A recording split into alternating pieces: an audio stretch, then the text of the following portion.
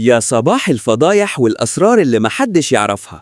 العالم ده مليان زوايا ضلمة وحكايات لو شفتها بعينك مش هتصدق إنها بتحصل في الحقيقة. النهاردة هناخدك لعمق أغرب الطقوس اللي لسه موجودة على الكوكب. هنبدأ من طفل في الهند الناس بتعتبره لغز وبتمشي وراها عشان البركة، ومنه لمطاحن التوبة اللي بتدق فوق الأجسام عشان تمحي الخطايا، وهنعدي على أغرب سمك مجفف ممكن تشوفه في حياتك، وفي الآخر هنشوف بشر بيكسروا قوانين الطبيعة في تحديات جبارة. ركز في كل دقيقة عشان اللي جاي ده مش مجرد فيديوهات، دي حكايات فوق الخيال. ويلا بينا. تعال بقى أوريك أغرب الحكايات اللي موجودة في شوارع الهند اللي فيها كل حاجة مختلفة. النهاردة معانا كاهن من نوع تاني، طفل يعتبر من ذوي الهمم، ولكن في الهند الناس بتعتبره كاهن وبيكون موجود في الشارع، واللي رايح واللي جاي بيقعد جنبه وبياخد منه البركة. وعلى فكرة السر الحقيقي هنا مش في البركة وبس، الصدمة إن في ناس بتدفع مبالغ خيالية لمجرد إنها تلمس طرف هدومه، لأن في أسطورة هناك بتقول إن الطفل ده مختار والقوة اللي في إيده تقدر تشفي أمراض عجز عنها الطب. سيبك بقى من كاهن الهند ده خالص وتعالى شوف الكارثة اللي بتحصل هناك. عمرك بقى سمعت حاجة عن مطاحن التوبة اللي موجودة في الهند؟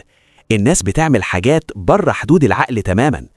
أيوة، زي ما انت شايف كده، الناس بتجيب أواني وبيحطوها على جسمهم، وبعد كده الكهنة بتبدأ تطحن فيها الحبوب بالطريقة اللي انت شايفها قدامك. وعلى فكرة الموضوع مش مجرد دق وخلاص، ده في سر في رنة المعدن ونوع الحبوب اللي بتطحن. بيعتقدوا إنها بتطلع طاقة بتمتص التوتر والذنوب من الجسم، لدرجة إن الشخص اللي بيتدق عليه بيدخل في حالة شبه الغيبوبة وما بيحسش بوزن المطارق دي نهائي. سيبك بقى من مطاحن التوبة دي خالص وتعالى شوف الست اللي قدرت تعمل اللي مفيش راجل عرف يعمله.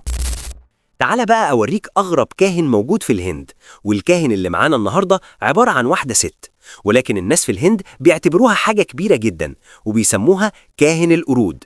أيوة زي ما سمعت كده، علشان القرود بتعيش معاها، والناس في الشارع لو شافتها في أي مكان بتقف وتاخد منها البركة. والأغرب بقى إن القرود دي مش متدربة، دي كائنات برية تماما، بس مجرد ما الست دي تظهر بيتحولوا لكائنات أليفة ومطيعة بشكل مريب. والناس هناك بتحلف إن القرود دي هي اللي بتحميها من أي شر ممكن يقرب منها. سيبك بقى من كاهنة القرود وبركتها وتعال انزل معايا السوق وشوف أغرب حاجة ممكن تتاكل على الكوكب. تعال بقى أوريك أغرب أنواع السمك اللي انت ممكن تجربها في حياتك، ودي حاجة مختلفة غير اللي انت أكلته قبل كده.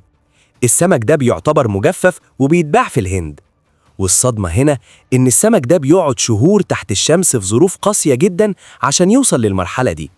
والهنود بيعتبروا بودرة السمك دي هي سر الطعم في أغلب أكلاتهم الشعبية، ورغم ريحته القوية إلا إنه بيتباع بأسعار غالية جدا.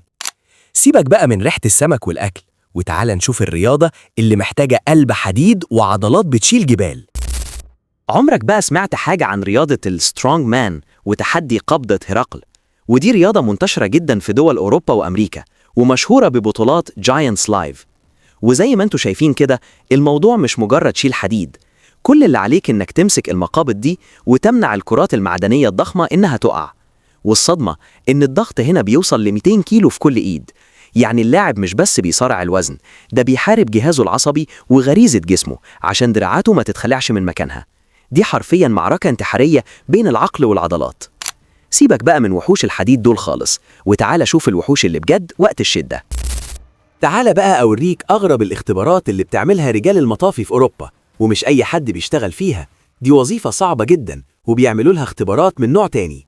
أيوة زي ما انت شايف كده، كل اللي عليك إن انت تعدي الاختبار ده في أسرع وقت ممكن علشان تقدر تشتغل في الوظيفة اللي قدامك دي.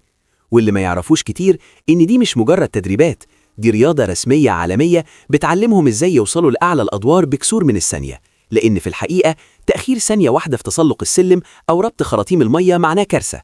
هنا السرعة والجاهزية هي اللي بتنقذ الأرواح. لحد هنا وتكون خلصت رحلتنا النهاردة، بس أسرار الكوكب ده عمرها ما بتخلص.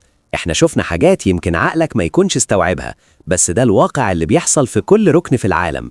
دلوقتي بقى الدور عليك، قولي في التعليقات ايه أكتر لقطة خلتك تمسك قلبك النهاردة، وهل قلبك يجيبك تجرب تحدي قبضة هرقل لو قدامك؟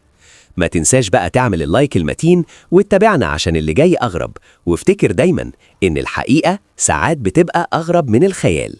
سلام.